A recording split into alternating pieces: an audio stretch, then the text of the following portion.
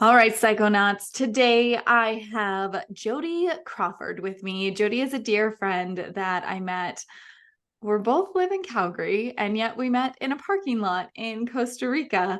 And I'm very excited to share her journey with some plant medicine that her and I got to connect while in Costa Rica, having conversations about her journey there. So I don't know everything about her journey, and I'm excited to share her coaching, her journeys that she's done, what's changed in her life since. So welcome, Jody, to Magic and the Modern Psychonaut. I just love the title. It's Thank you. I'm super into the idea of magic as a construct itself, and then as an element of Mm, play. And so, yeah, I just think that that's such a good title. thank you. What's it mean to you? I love magic. Obviously, my life has been completely transformed with believing in yourself and synchronicities and coincidences, right? I don't believe in Yeah, coincidences, but like neither. manifesting, right? Yeah, So my life is magic. So I definitely wanted to include that. And then with the psychonauts, the way my life is going, I wanted to include the plant medicines and just getting more people knowledge and anybody that does anything from like psilocybin, Kambo, like MDMA, like there's so much information coming out and making sure that you're safe. So, beautiful. I love mhm. that. As soon as you said the word coincidences, I automatically thought of consequences. And Mm, I was like, it'd be interesting just for the sake of play. Like I love playing with language. And for the sake of playing with language, to think about every time you're like, wow, that was such a coincidence, to say that was such a consequence to mhm, my own frequency or my own actions, right? Like mhm. if you looked at it that way, then it would never feel like out of the blue.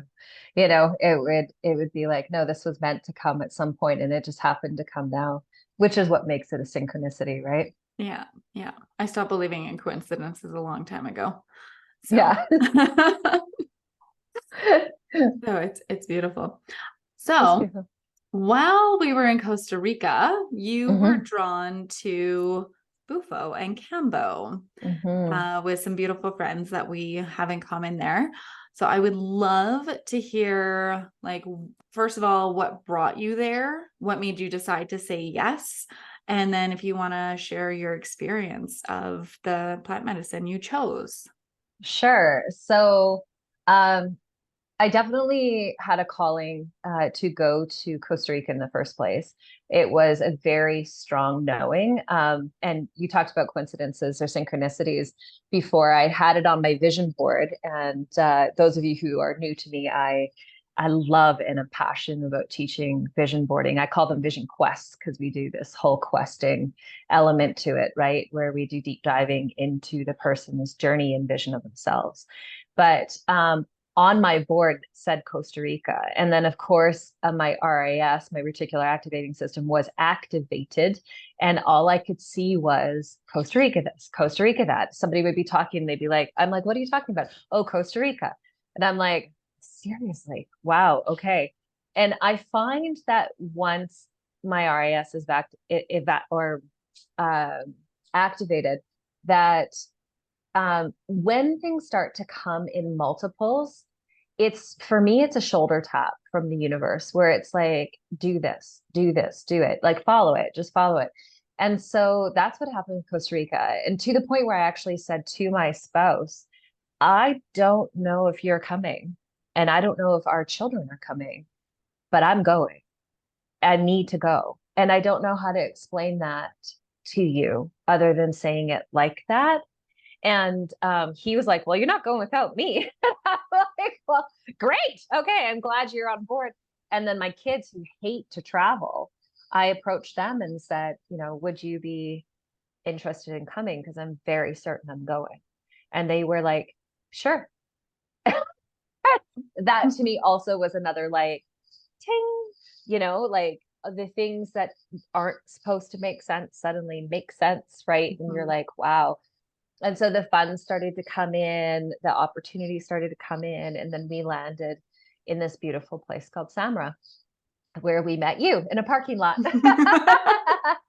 And so, and even the people that we were supposed to meet when we got there, there was a couple Canadians that we knew through personal growth and development class, um, and they ended up getting the vid when we got there, and they quarantined themselves for almost 2 weeks just to heal, and we were on our own, and that was like right off the hop. And so we just got to know the community the way we get to know the community, which is just by saying hi to everybody. Mhm. And neither my partner, and Mark well, or myself have ever been accused of being shy. So we just went and met the community and started learning Spanish and integrating ourselves. And I kept running into people who said, you need to go, you need to meet these people, you need to meet these people because they're in alignment with who you are. And that led me to Nico and Karina, who is our mutual friends down in Costa Rica that just are incredible leaders in the Bufo world and in facilitation in general. And what I loved about them in particular, we went to a cold plunge ceremony with them first. That's where I got to know them as humans. And my very first introduction to plant medicine was actually Snunga. And it was, an opening of the third eye. And basically it's drops that go into your eye, and it's has a different effect on everybody. It's really interesting to witness. And I think this is one of the things that's magical about plant medicine in general, is like the outcome is so individual. It's like such an individual journey. So even as simple as drops in someone's eyes, for me, my very first aha awareness opening came from Nico above me saying, you don't have to do anything to fix it. It will just fix itself. Be a Hmm. witness in your own life. And I sat there, of course, wanting to get out of the situation because it's very uncomfortable for those of you who've never tried it. And I just took his words as a new mantra and a belief I adopted in the moment. And literally within seconds, my eyes just cleared. I felt a sense of peace I hadn't felt in a really long time. Um, there was this new, I call them Yoda moments. I had a lot of Yoda moments in Costa Rica, from the most unlikely people. I actually write about this in my book. I've got a book coming out that's being titled just in the moment. It's titled The Harmony Code, but Hmm. it's about energies, and I do share about the journey in Costa Rica and all the little Yoda moments in there. And that was the first. So that was my first experience with plant medicine. Now, when I say my first experience with plant medicine, I have smoked pot maybe 2, 3 times in my life prior to this experience. So, and they weren't great experiences. I didn't have good experiences with that plant. Um, I felt anxious on it. I greened out initially, like all of these things. And this was way in my 20s. So to give context to your listeners, I'm in my 40s. And so this is 20 years later. So 20 years of no plant medicine in my body at all. And my naivety and curiosity um, took me on a journey. Hmm. And so that was the very first step. And then just getting to know um, Nico and Karina more, and listening to what they do to support people and how they support people. I was more attracted to the feelings I had in me when I was with them Hmm. than even I knew nothing of Bufo, nothing of Kambo, nothing. So when I say naivety, I mean naivety. Like I genuinely knew nothing, but I just knew it was my next step. Like that was the knowing that had come through, just as clear as going to Costa Rica was in the first place. So it was like, this is just clearly my next step. And what I loved when I heard other people's stories about doing ayahuasca or doing a Bufo journey or something along those lines was stories of multiple people in a room with one facilitator that spoke English and one facilitator that was a shaman of some kind. And then people being on their journey and feeling very scared and lost in their journeys. And immediately what I loved about Nico and Karina was it could just be me and them. It was a very private, well, not exclusive because it was very affordable, I thought, in comparison to what's out there, experience. And I really felt nurtured from masculine and feminine energy. Mm-hmm. And so it was an experience that brought me the level of nurturing those two humans bring to the table is that of a brand new parent that is an absolute infatuation and love with their child. And I don't know a human being that would not just appreciate that. It is such a high level. Like they embody love and exude it. And yeah, and bring it to the table. So I set up my experience. Those of you who are new to Kambo, it's a purging medicine. So it's a frog poison, and it is burnt into your skin with just like a little stick. And no, that sounds way worse than it is. It's barely painful at all. And it actually leaves these cool little dot scars on your skin, which I actually really like. I think they're really pretty, and you can create different designs. You set your intention that you want with it. There is some prep prior. So I fasted 2 days. I just consumed coconut water prior, 2 or 3 days. And then I went for the ceremony, and we set intentions for the ceremony. And I personally found that experience incredibly peaceful. It was like a really warm hug. It was very, I can feel it invoking emotion in me to think back on it. Like it was really, really nurturing. Like it was just, I felt it first in my neck, on the right side of my neck, left side of my neck. And it just went down my body like somebody was pouring a warm liquid energy down my body, and it just started to fill my body. And then the purging begins, and it was instantaneous. It's like, whoosh, blah. Yeah.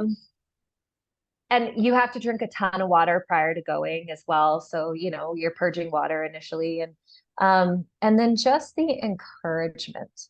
Like again, I can't, next to having diarrhea, I can't think of anything more vulnerable than purging, like than throwing up, right? Like Yeah. it's such a vulnerable experience. Mhm. And having strangers, or these new friends, but brand new, right, to me, with me through the whole process, and like rubbing my back and like encouraging me, and just the utter cheerleading involved was just fascinating. So Yeah. that was incredible. And I meditated and fell asleep peacefully afterwards, just naturally. They said to me that that was probably the most gentle experience they've ever witnessed Wow. with that particular medicine. And I found out much later that medicine can really rock some people. Mm-hmm. And it depends what you're purging, right? And in all fairness, I live a pretty clean lifestyle. So I don't smoke cigarettes, and obviously I just explained my pot experience. So I don't really smoke. I don't smoke. And I don't really drink alcohol either. Like when I say really, I mean like a couple times a year. I enjoy a good cider. It's just not part of my weekend expression. I'm of the personality that just needs a really good dare, and I'm good to go. I don't need to break down the barriers or seek joy through other means that way. So yeah, so in terms of cleanliness, my body was really, really clean. But I also had asked to get rid of some things.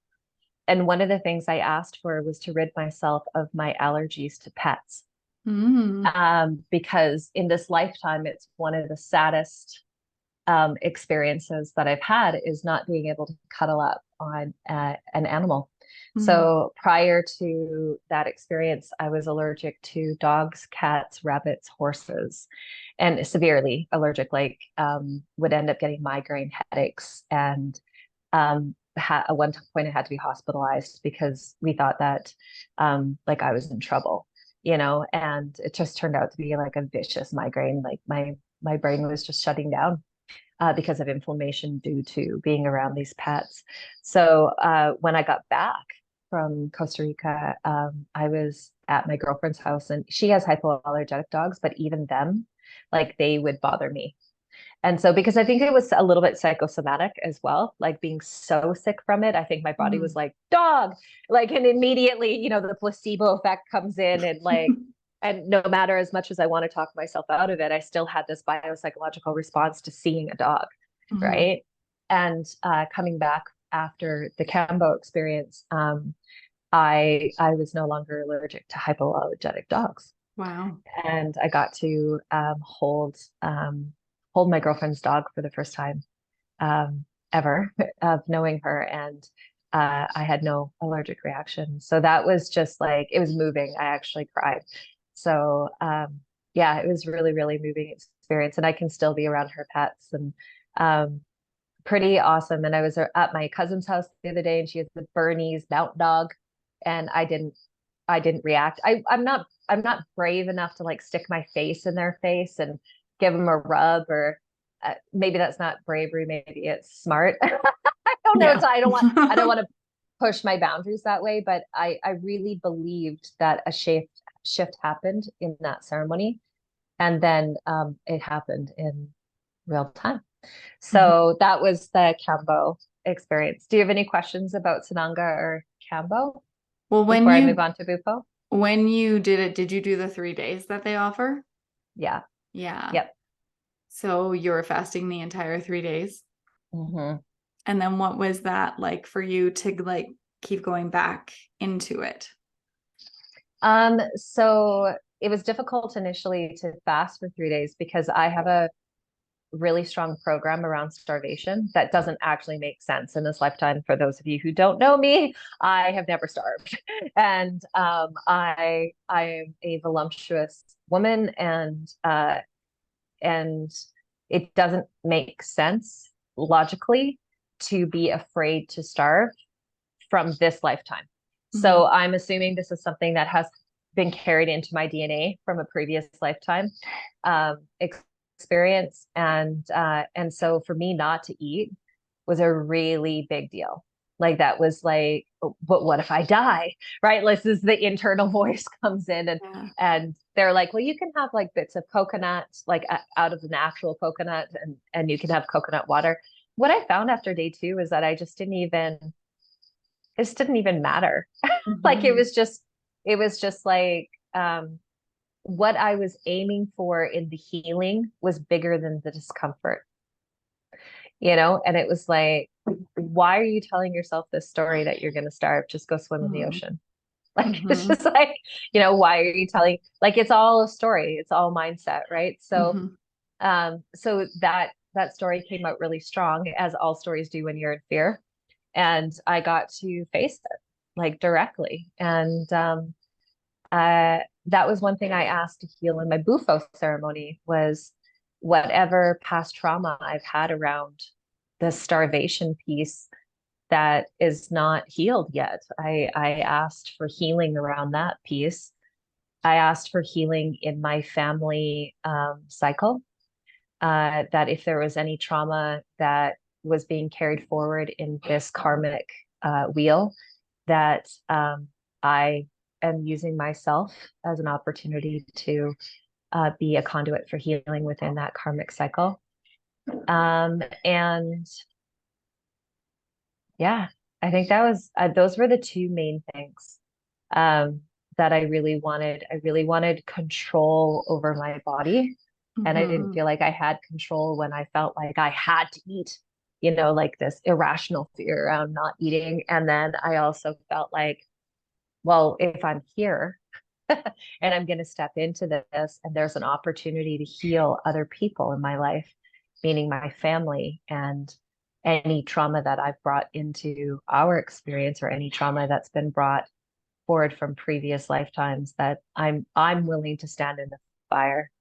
Mhm. And in all fairness, Jess, like I knew nothing, right? Yeah. Like I have never done Bufo.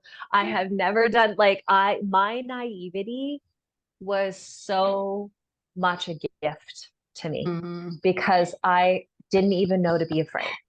I, Yeah. I I felt so comfortable and so, yeah, let's just do this. So yeah, so it was on day 3 of the Kambo ceremony that we did the Kambo in the morning, and then I did Bufo in the afternoon.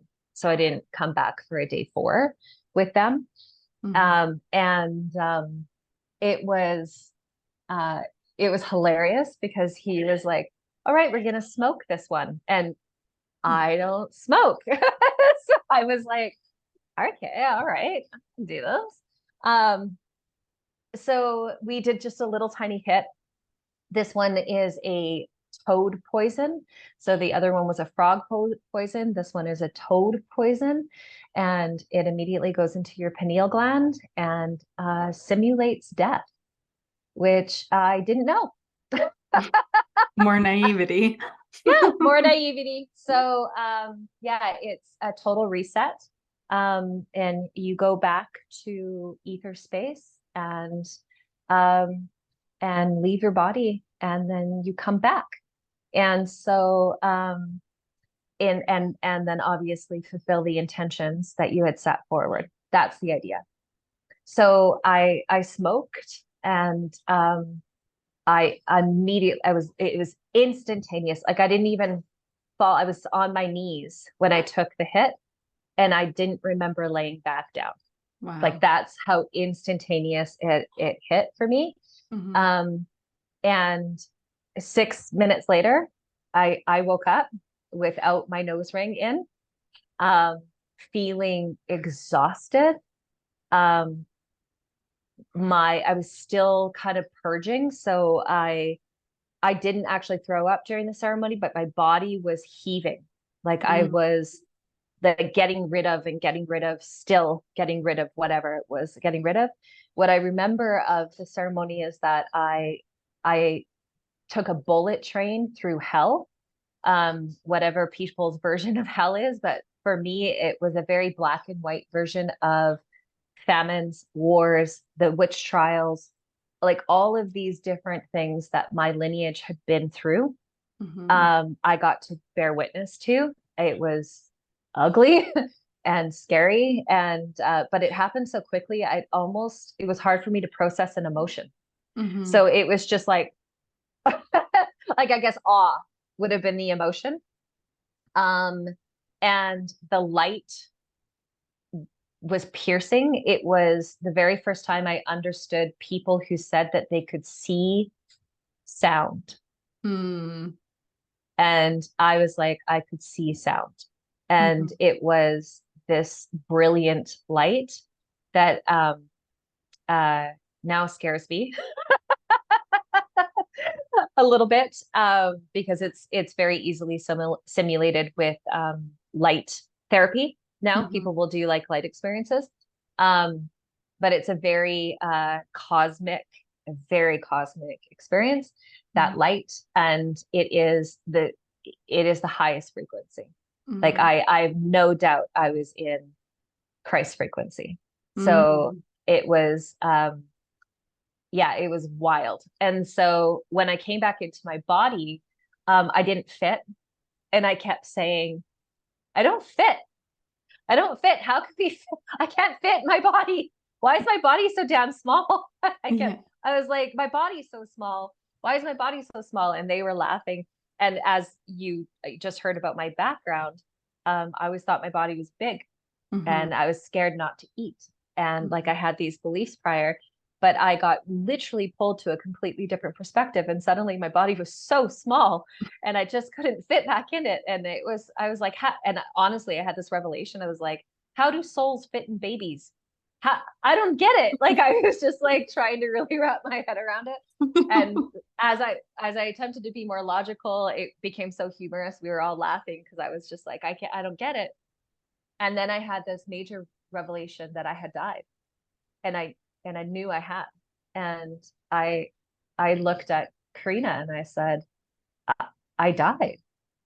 And she goes, yes, sweetheart. She goes, but you came back and you're renewed and you're here. And I was like, I fucking died. I was like trying to wrap my head around that and just shocked that that had happened. And then I was mad. And I was mad at myself for being so naive to put myself in a situation where I would not get to see my kids again and not get to see my husband again. And it was made very clear to me in the ceremony that I'm here for that experience with them.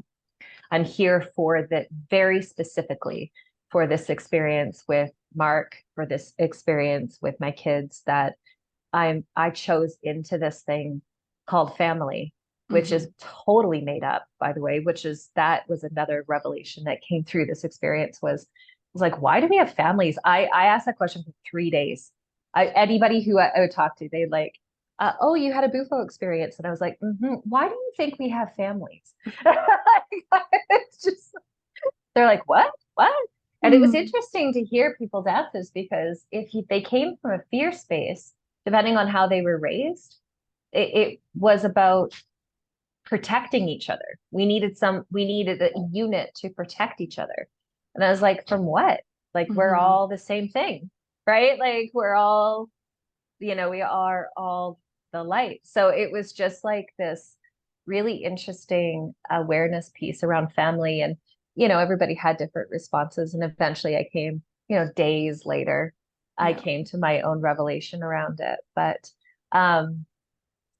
I I no longer am naive, and I think that's a positive thing in a lot of things. But I think there is a piece of me that I was never scared to die before, and now I am.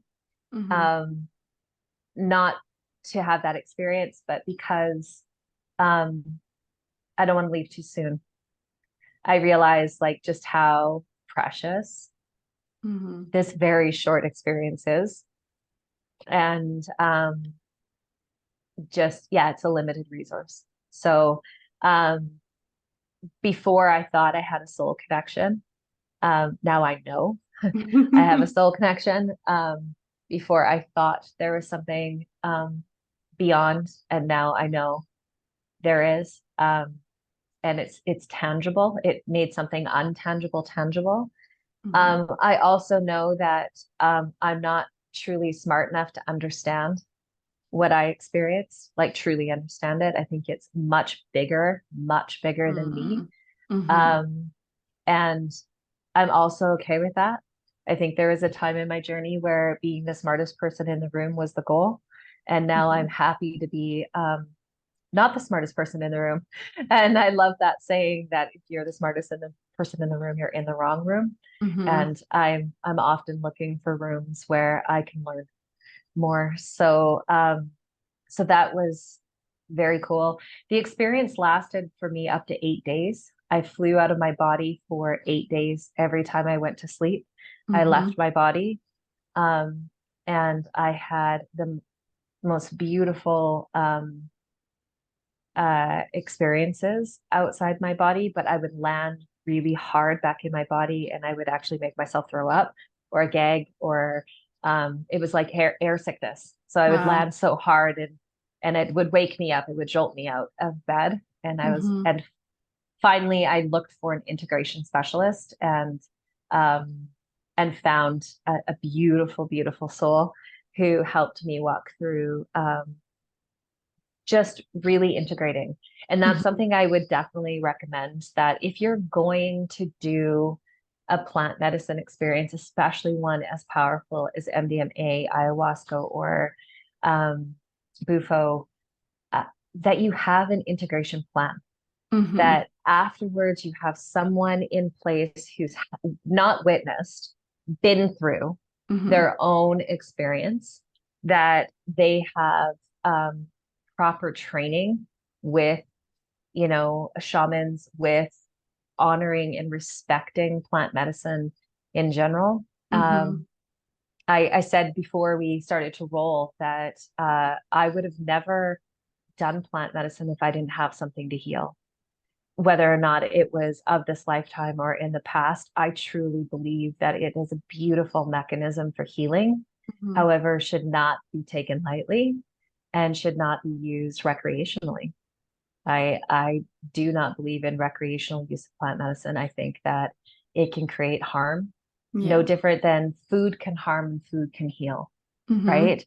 And so I really believe in just knowing where you're getting your stuff from, right? Mm-hmm. And who you're surrounding yourself with. And Mm-hmm. um, but I can say I'm really glad I had the experience.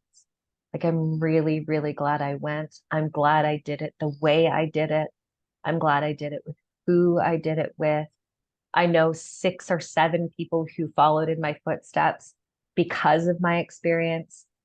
They went and had the experience, and that made me feel inspirational, I Mm-hmm. guess, which then led to them on their own journeys and in their own purpose and those sort of things. And um, uh, that's just a high vibrational feeling, right? Like that's just a delicious feeling to be inspiring by just being authentic. Like, and I'm the first, I had somebody come to me and say, wow, that sounded really dangerous that you did that. And um, really, you're, kind of stupid. Like she actually said, sounds stupid. And I Oh, was like, wow. well, first of all, I don't name call, but I was like, well, you can call me whatever you want. I mean, that's a you problem or a you Mm-hmm. journey. That really has nothing to do with me. But yeah, it was it was my naivety that actually allowed me to have the experience. And in a lot of ways, I remember Katharine Hepburn saying that in one of her quotes in her book, that her naivety got her into a lot of beautiful trouble, right? Where it was Mm-hmm. like, you know, um, or that saying, teaching kids how to do dangerous things carefully. And that's what I feel like I did. I think I did a dangerous thing carefully. Mm-hmm. And it paid off in droves because I am deeply appreciative of my life. I am deeply appreciative of my relationships in this lifetime. I I get to hug animals again, which is just I can't even explain how special that is. Mm-hmm. Um, and also another big knowing that came out of that experience was that birth and death were the same thing. Mm-hmm. And it made me really um, hold my grandson a little extra longer this week. He's 5 months old and he fell asleep in my arms. And normally I would just walk, oh, I would have put him down and given him space. But what I know is that babies need to be held. I needed to be Yeah. held after that experience. And that nurturing was so grounding and so comforting. And it's literally earthing. Like you're Yeah. holding a baby to your heart and it's regulating its feet to yours, and your feet are on the earth and you are grounding that child. Mm-hmm. And it is such a rewarding. I understand why they hold babies in hospitals now. Mm-hmm. I understand why people carry infants for a long time. And I did with my second. And people would say to me, you could put him down. And I was like, there's going to be a point where he's going to want to walk. There's there's going to be a point where he himself is going to go, okay, I'm ready to run, mom. Mm-hmm. And the guy's 16 years old now and doing all the things he wants to do, right? So it's like, Yeah. but he has an attachment style that's very comforting. Like he gets that he's safe when he's close to me, but he also gets that he can go, Mm-hmm. So there's I mean, no one's wrong. Like no one's wrong with how they parent or their styles. Like I really think that things are meant to be what they are meant to be for our own learnings and our own lessons. But yeah, there's just some things that I was glad I did. You know what Mm-hmm. I mean? Like, and now that I'm a grandma, that I do now. because I Mhm. now know, right, the specialness of it. And um, yeah, I would recommend it Yeah. to somebody who's really lost and wants to be found. Mhm. Um, uh, in a way that, or there's something that needs healing and they just have tried everything in the primordial way. Like here, you're eating properly, you're getting enough sleep. When I say properly, I mean like of nature, right? Mhm. You're getting enough sleep. Are, you're working on your mindset and positive thinking. You're surrounding yourself with people in great energy, you know. I was a high school teacher for 23 years and there was a ton of collaboration. And one of the things that I'm missing as a coach is the collaboration piece. So I just created a women's circle for coaches in YYC area because I am looking for and seeking that connection and collaboration. And so you can create it in just different ways, right? And it's like, how can we, because I truly, coaches will heal this world. I think Mhm. that coaches and counselors and psychologists and psychiatrists, there is enough people in this world that could use some guidance and some Oh help, yeah. that there is a place for everybody and that we are all on the same team, Mhm. and that there is an opportunity for people to have support in their life. We just can't even, when I love working with coaches personally, I work with a lot of coaches, um, guiding and leading. I like working with people who have a lot of personal growth and development under the belt already. Um, because that I'm not starting from point A. I'm starting from a point A that's like 50 stories up, and then we elevate from there. Mhm. Um, but B, their own accountability is really high. Coaches have a really high amount of accountability to themselves and responsibility because they understand what they're doing, right? Mhm. But we can't see inside our own frame. It's Mhm. impossible. We're not built to see inside our own frame and inside our own programming.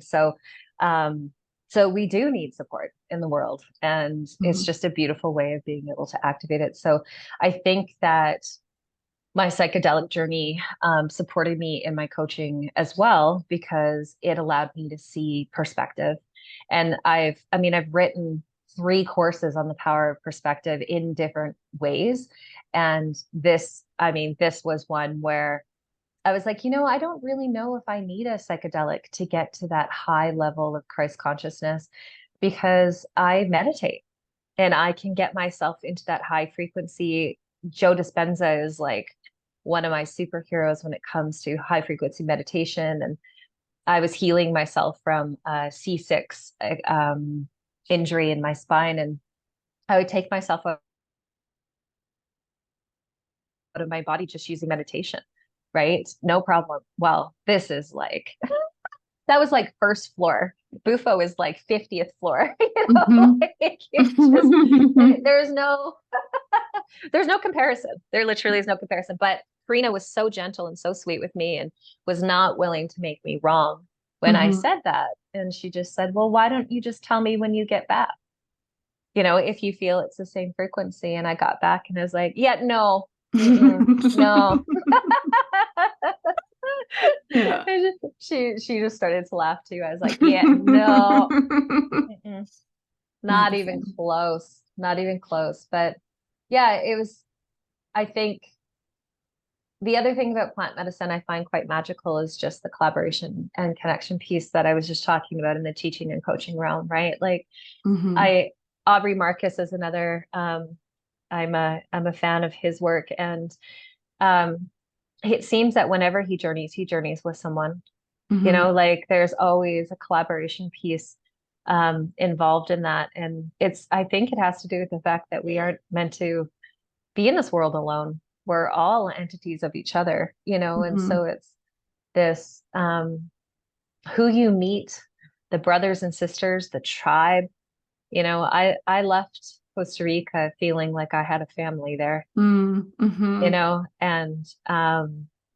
and ironically enough came back to see you here.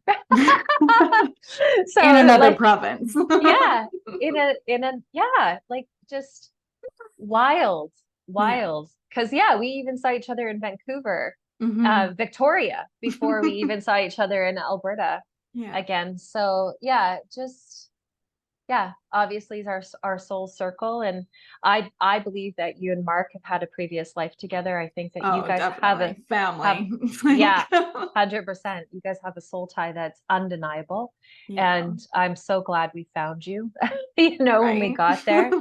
And so yeah, like it's special. Like it's just really, really special. So I think that there's, when it comes to plant medicine, there's just opportunities galore, Hmm. but like every opportunity, it could be a shadow characteristic, Hmm. right? So you just have to be careful and considerate and conscious and conscientious Yeah. of your choices, Hmm. you So know? I'm curious with like your own coaching modalities. So obviously you were already on a journey of self-discovery and healing on your own before you got into the Bufo, the Kambo ceremony. And Yeah. then afterwards, the integration. I love the fact that you found an integration coach because I do believe that we need more of those out there with more and more people getting into this work. But had you not done as much work as you had before going Hmm. into that, do you think your experience would have been like completely different Ooh, for people such a that good want to, question. like for people who want to go Hmm. into it, right? I think plant medicine meets you where you are. Mm-hmm. I think it meets you where you are. I do think the power of having a lot of like 12 years of personal growth and development under my belt has taught me that I'm I'm only right in this moment. Right? Like, I give me a new perspective and I'll have a new right. You know, that oh, by the way, you're right too. Like that's what's so interesting is that we can both sit in our ability to be right Yeah. around the same situation, and we don't have to make each other wrong. So Mm-hmm. I do think that my background in personal development helped me be able to observe perspectives very easily, Mm-hmm. and sit in the different perspectives. Um, but no, I don't think that I would have had to have been prepared that Okay. way for this experience. Um, I think it helped me with integration though, in a Mm. really big way, because Donna is the name of the beautiful woman that we both know that helped me integrate back. And um, when Donna spoke to me, she was able to give me some leveling perspective that I was really open to receiving. And I think that openness came from my background in personal development. I think that I, you know, and when you start your personal development journey, it doesn't matter what company it's with, you're going to receive feedback if it's Mm-hmm. a good company. And that's what you're in for. You're in for the feedback. And some of the feedback isn't gentle and some of Mm-hmm. it isn't kind. It depends on who it's coming from. And so, um, yet the people that I met on this experience in this journey in this way, it was very feminine. So Mm-hmm. it was all gentle, even Mm. though the experience itself wasn't. Traveling on a bullet train through hell was not gentle. And I woke up without my nose ring because I was screaming. Oh So wow. that's, yeah. And so Nico had to cover my mouth so the neighbors didn't think that I was being murdered in his backyard. But obviously something had to get out, Yeah. right? Like something was in and it had to get out, Mm-hmm. right? And so um it was easy after that experience to fast. It was easy after that experience to um receive feedback in a really, you know, in any state, but receive feedback because everything I was coming from was love. Mm. So when I would hear other people's feedback, I'd be like, well, that's about you actually. It really has nothing to do. Projections. Yeah, Yeah. it really has nothing to do with me, you know, because my intention is to come from love. Mm-hmm. So if if I'm receiving something that is landing in me, then maybe I need to look at that, you know. Mm-hmm. But um yeah, no, I think I think that a person could go in without any, in fact, I'd say do that.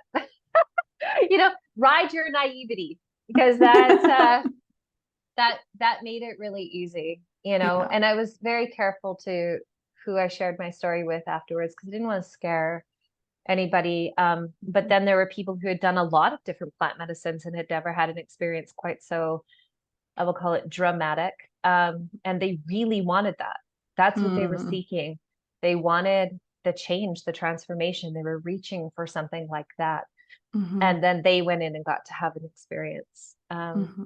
It like at that level, right, for themselves. So that was pretty cool that way. But yeah, Mm-hmm. I So hope that that answers your question. it did, yeah, for Okay. sure. So that experience was like almost 2 years ago, right? Hmm. And have you sat again with anything since? And are you considering? So I have done a light simulation.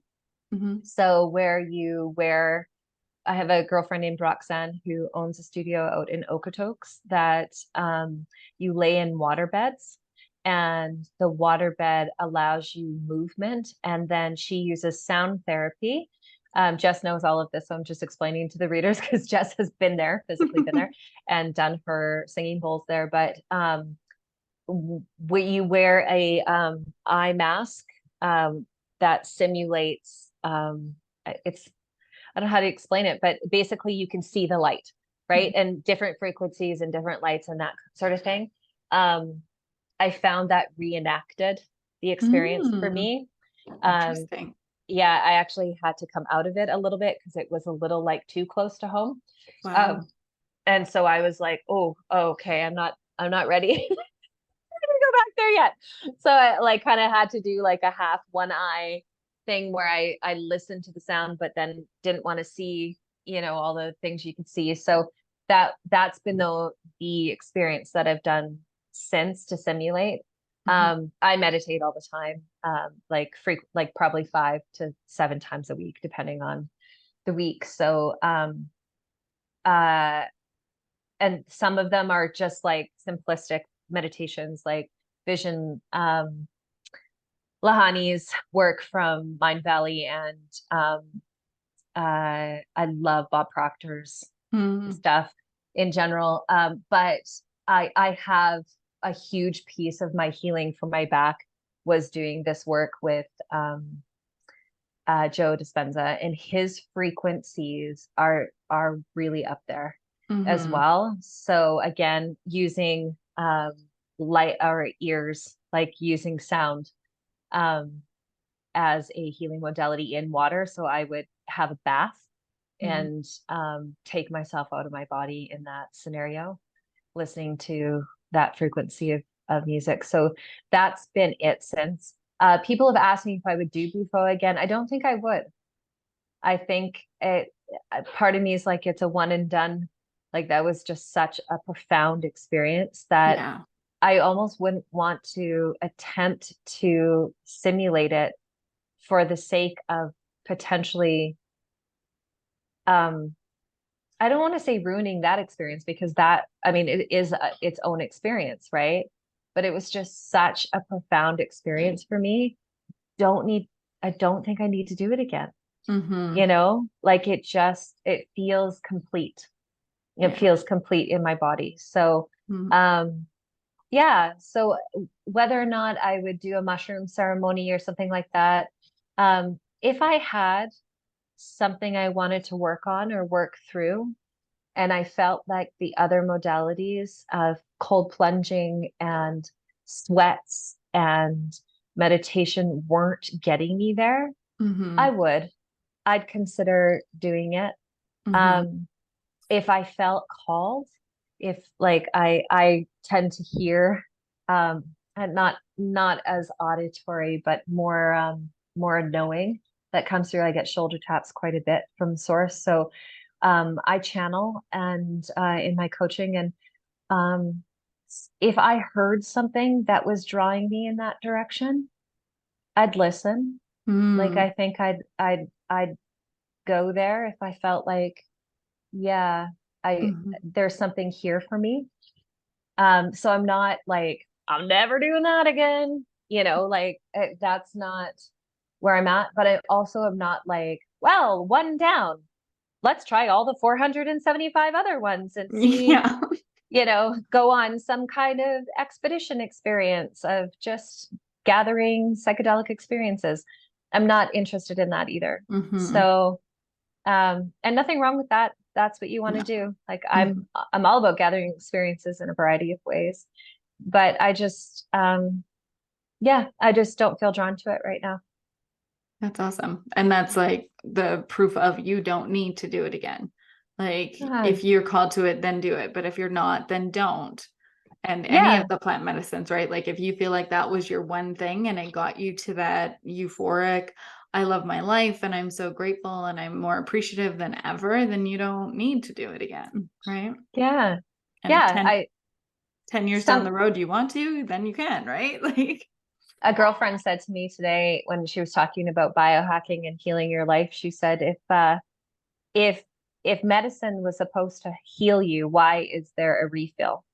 Uh, mm, right. On a cap. And I just thought, um, yeah, well, people have different experiences and different reasons for going in. So mhm, if you're going back and going back and going back, mhm, you might have a different reason than me. You may have more work to do, and you might be healing the planet and working on like planetary consciousness, right? Like you might have a big role that you're taking on and that you're doing. I didn't. mhm, I didn't. And I could feel in myself that it was complete. And mhm, so, yeah, so it was just like there was just this like kind of like, and you had a kid, so you know what it's like when you're done having babies, there's a moment my last child was C-sectioned and they had me open on the table and they said, would you like me to tie your tubes here? Because I knew that I was going to get a tubal ligation. Um, and I just had this moment where I was like, uh, um, no, mhm. no, I think I would know. I think I would know when I'm done. Yeah. And then my kids were like 4 and 2 years old and having a no good, very bad day. And I was like, whew, I'm done. So done. So done. So done. And there's just this like it was just like boom, like the book closed and it was done. And it was that level of completion for me. I was like, I got what I came here for. Amazing. Thank you. Yeah. So, and I do think that plant medicine was a piece of that. I think the friendship and the tribe was a piece of that. I think the environment in Costa Rica is just, I mean, it, it's Mhm. worth going back to. And particularly where we were was just so family oriented. Yeah. Um, yeah, it was just like really, really, yeah, I got what I came for. So there is that level of completion. Yeah, that's so beautiful. Because I know Yeah. when we were down there, like you chose the Kambo Bufo and then Mark chose the ayahuasca Yeah. experience, right? So I Hmm. love that you both had your own different plant medicine experiences. And then you got to like come together and just talk about it and see what shifted. Has anything shifted in your relationship since you both did those ceremonies? Well, I mean, and he can tell you more from his perspective, but he was actually quite upset with my experience because he literally said, I feel like I got the high school play and you got the Broadway musical.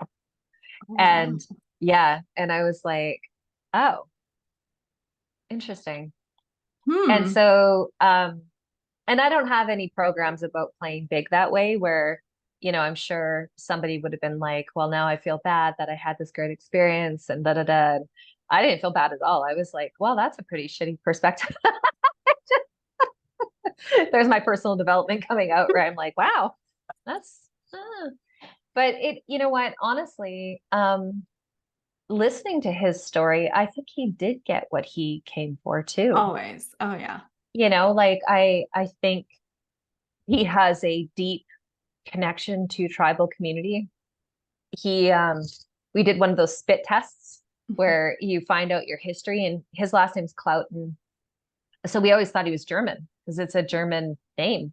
Mhm. And it turns out that he's Germanic, which is actually northern New York, and it's a mix between indigenous peoples and German together. Oh. And he has always seen elders. He's always been drawn to indigenous music. He's deeply embedded in indigenous roots, like Mm. stories and that sort of thing. And he saw a wolf came to him and spoke to him, and an indigenous elder, and he had a I think he had an incredible experience, Mhm. you know, and got from it what he really wanted that way. I know he did come out of it going, I want to do Bufo. Like I want to go in and have that Bufo experience. He's very certain he wants to have that experience. I didn't come out of it going, I want to do ayahuasca. Mhm. So, um, and I didn't want to do ayahuasca in the beginning. Like I just wasn't drawn to her medicine. So Mhm. I'm not certain that the answers for me were lied there. But what Mm. I did want to do was just go to where you guys went, Oh, yeah. the center, and stand on a ley line, and where these guys went to do their ayahuasca journey. It was like cactuses that were made into um Labyrinth. uh labyrinths, yeah, and masculine and feminine sides Mhm. of this labyrinth that is built on a ley line in Costa Rica. And just the setup of this beautiful location. I wish I would have went just to stay in one of the yurts there, or just to be Mhm. on property and eat off the land there. Like that Mhm. that would have been, I'd go back to do that as Mhm. well. Yeah. Very And cool. yeah, it was a good experience. What about you? Like, would you be interested in doing Bufo, or did you do Bufo? I can't remember. I just did when I went back. Oh, got it. Yeah, I sat with Carrie and I did a Oh, session with her in March. So, Carrie's a really good choice too. mhm. She's been a practitioner of Bufo and a utilizer for years. Yeah, Mhm. years. Yeah. That's very cool. Yeah. It Yeah, was Carrie was actually part of my integration process when I came back. She was staying with Donna at the time, um and was really helpful in mhm. terms of perspective, like just giving me perspective. And I got a massage from her, and yeah, it Mhm. was, yeah, very good. Very good energy. And did you find that you had a historical experience, or that, I mean, maybe that wasn't what you asked for. Did Mm. you go in with an intention and come out with it fulfilled? I did, yeah. I went in with wanting to go into the traumas that have Hmm. happened in my family. So, Okay. I'm right in the middle of healing a bunch of stuff in my life right now. So it's beautiful to see and like be able to go into these ceremonies where I can come out and have a conversation with my mom. And it's interesting because of energy, right?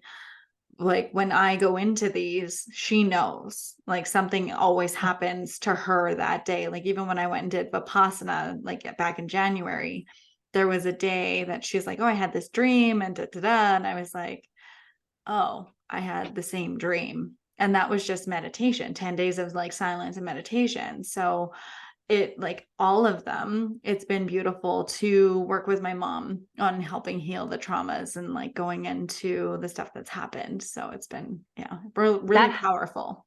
The night I did my Bufo ceremony, I contacted my mom the next day, and gently told her I died last Mm-hmm. night. And she was like, I couldn't sleep all night. She said, I just had the weirdest feelings. Mm-hmm. And I talked to my eldest son, and he's like, Mom, what's going on? Like I can't sleep. Mm-hmm. And so it was really interesting to witness the lineage, like Yeah. how it impacted them back in Canada, Mm-hmm. um, energetically. And again, because we know, like we know that we are all energetically tied, like there's Yeah. nothing like witnessing it, in front of your senses. There's Mm-hmm. one thing of having the sense of intuition and just like having this knowing, but quite another to experience it with your other senses. Be like, Mm-hmm. oh, I see it now, and I hear it now, and I feel it now. And you know, these senses are meant for the primordial experience. They're not actually typically meant for the other side. And for it to come forward for us to go, no, no, no, now I know, because oh my gosh, I've felt it and I've Yeah. seen it and I've tasted it. And we have heard stories about people tasting different things too, right? So Mm. um yeah, it's just I think it's a really neat experience. I love listening to what people got from it even more than the experience itself. It's like what did you learn from it? And I Mhm. remember saying to Nico when I got out, like, why do people ever do this twice? Like, Why why would you would want to you do do that this again? twice? Like, did you not get it the first time? Like, what happened there, right? And Mm. oh, he was like, oh, I've done it like 6, 7 times or whatever it was at the Mhm. time. It was something where I was like, why? You know, but yeah, and then I talked to Carrie who had done it hundreds of times, in different ways. So like just different experiences of healing. I mean, Mhm. that's really what it comes down to. And different histories and different lineages and those kind of those pieces, right? So um I have a new respect for medicine in general. I Mhm. think just coming out of that experience. And uh I think too, I was trying to explain to somebody the other day that I've become a really good listener, Mhm. but not necessarily to people talking. Um, I still have work to do there. But I'll just explain that really quickly. I have a guardian that takes my elsewhere. So Mhm. I have an imagination guardian, and when I'm uncomfortable in situations, my imagination will come in and just take me out of the situation. Mhm. And I've learned recently, I've been doing quite a bit of work through Newfield University, which is like it's the study of beingness. They study ontology. And so I've been taking classes through them and just learning about myself and how I have these guardians in me that protect me in different ways. And so that one guardian prevents me from being a really great listener primordially, like where I'm like, I'm sorry, what did you just say? Because Mhm. I'm in a situation that's uncomfortable. And so suddenly I get taken out because my imagination is just like, whoo. Mhm. Um, like Walter Mitty in that movie, if anybody's ever seen it, he just like his imagination is like wild. And then people be like, Walter, Walter. And I'm like, oh my God, that's me. I love it. um, but my listening is much more spiritual. Mm. And where I've become an outstanding listener is in that trust level of, oh, this is exactly what's supposed to be happening right now. Mhm. And this conversation on this day with this person, or I'm, yeah, sitting in this grass in this situation, or guess what? That bus didn't show up today. Oh, okay, I guess that's what's supposed to happen right now. And Yeah. so, like, it's a very soothing and calming way of being when you release expectations. It's not that I don't have expectations anymore, because I do. But what happens is when they're not met, it's easy for me to shift, right? Mhm. It's easy for me to go, well, I guess that wasn't supposed to be the way I thought it was supposed to be, Mhm. right? And so that's really helped with perspective for me. Yeah, that's amazing. Amazing. So Thank you are a you. coach. If anyone listening Um, wants to find more information on you or just like have a chat with you, where do they find yeah. you? So on Instagram, it's Crawford.Jody with a Y. So you can find me there. I have a website that's meinc.life.com. So meinclife.com. My email is attract at meinclife.com. And so those are like, the ways. However, if you're listening to this podcast and you get a hold of Jess, she can easily put you in touch with me. If you are a coach, a leader, and it doesn't matter what modality. I have numerologists, I've got tarot card readers, I've got people who are leading in business coaching and very goal oriented. If and you are vulva bearing, you are welcome to come to our, actually, I don't really give a shit if you're vulva bearing. If you are a woman and you want to come to our women's group, and right now it's the 24th, you're more than welcome. I don't know if this is even going to come out before the 24th, but it's coming out in September. Oh, okay. Never mind, you're going to miss that one, but there will be more. I can't give you a September date yet because we're going to come up with it together as a group. And basically, just the premise to give you a little background on that is it's a group of coaches getting together to mingle, intermingle, to connect, to be authentic with each other. And then the coach, the leader of that day, is going to provide a tool that has been really effective for them in their coaching. So that's kind of the premise of it. And so coaches are all welcome. I offer classes. So I'm teaching one tonight called Closing Loops, and it's all about bad karma, right? Which is never really bad. It's just a reflection of your own frequency and what you're putting out. So we are working on closing those loops together as a group. And so that's an example of one of my classes. I just offer periodically. I get called to write a class. Some people write music, some people write poems, some people write plays. I write classes. It's my favorite thing to do.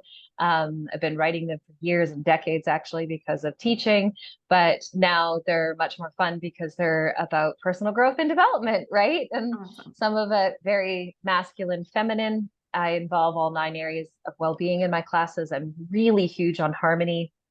I really, really believe alignment and synchronicities happen way faster when you're in harmony. And so, yeah, I think that's the easiest thing to do is probably hop on Instagram and find me that way. But if you're not a social media person, feel free to fire me a text. And if I can support you in any way, I do have half an hour discovery calls if it's something that you feel aligned and you've heard something today that you're like, I want to speak with her more, or I want to connect with her, you're more than welcome to do so. I'm a good mix of woo-woo and practical. That's somebody just described me as that. And I was like, yeah, that's a t-shirt. Can we just call that practical magic? Is that like, there you go, right? The mix between the two. So yeah, I think that's the easiest place to find me, Jess, is those spaces. But yeah, through you would probably be easiest. everything will be in the show notes as well. That's awesome. All right, last thing, I am going to ask you to, if you could give your experience with Kambo and Bufo one word to sum it up.